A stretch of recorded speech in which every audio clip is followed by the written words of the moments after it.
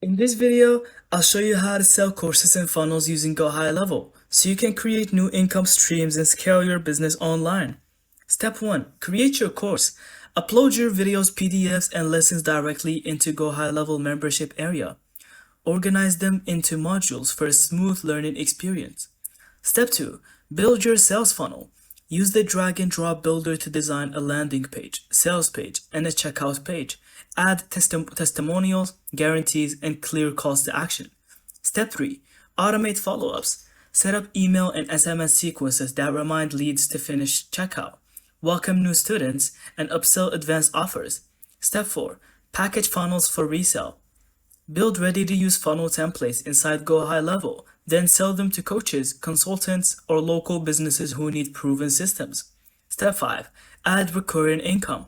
Offer subscription-based courses or charge monthly for funnel access. GoHighLevel makes billing and client management seamless.